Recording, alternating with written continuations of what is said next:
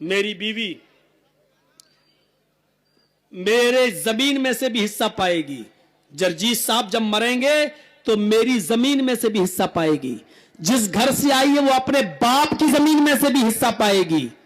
और उसके भाई हैं, भाई की विरासत में से भी बहन का हक है, बेटे की विरासत में से भी मां का हक है। यानी एक औरत को चारों तरफ से अल्लाह के रसूल ने इतना पावर दे दिया है। अगर कोई बेटा है उसके पास विरासत है तो बेटे की विरासत में से भी मां को हिस्सा मिलेगा, शौहर की विरासत में से भी बीवी को हिस्सा मिलेगा, बाप की विरासत में से बेटी को हिस्सा मिलेगा। जरा तसव्वुर कीजिए कि कितना औरत को कितना बड़ा मकाम दिया गया, कितना बड़ा मर्तबा दिया गया। इस्लाम के अलावा दुनिया में कौन सा मजहब है जो जमीन और जायदाद और विरासत का मालिक बनाता है औरत को?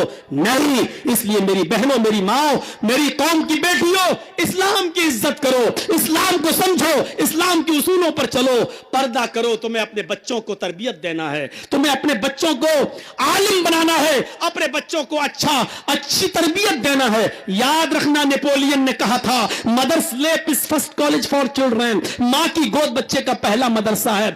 अगर बच्चा अपनी मां की गोद से अच्छी तालीम, अच्छी तरबियत हासिल न कर सका तो कोई यूनिवर्सिटी उसको अच्छी तरबियत नहीं दे सकती है। आप देख लीजिए, आपके मालदा में कॉलेज होंगे, हरिश्चंद्रपुर में भी कोई ना कोई बड़ा स्कूल होगा, मालदा में तो मेडिकल कॉलेज भी होगा, कलकत्ता में कॉलेज। कितने लोग इन यूनिवर्सिटियों से और कॉलेजों से पढ़ के निकलते हैं, बीए करके, एमए करके, बीकॉम करके, एमकॉम करके, बीएससी करके, एमएससी करके, पीएचडी करके, एमबीबीएस करके, एमडी करके, एमएस करके। लेकिन इतने पढ़ने लिखने के बावजूद भी आपने देखा होगा कि आप चले जाइए सड़क के किनारे, पैंट की चैन खोलकर खड़े होकर पेशाब कर रहा होगा।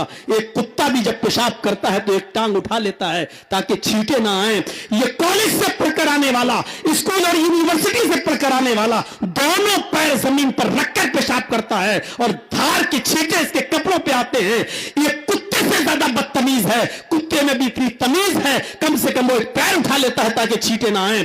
कुत्ते में अकल है, कुत्ते में तमीज है। ये उससे भी ज्यादा बदतमीज है जो खड़े होकर दोनों पैर जमीन पर रखकर पेशाब करता है। यूनिवर्सिटियों ने इसको इंसान नहीं बनाया। अगर ये बच्चा मां की गोद से अच्छी तरबियत हासिल न कर सका, मां ने अगर इसको अच्छी तरबियत नहीं दी, तो यूनिवर्सिटी से उम्मीद मत रखो। तुम्हें अपने बच्चों को अच्छी तरबियत देना है।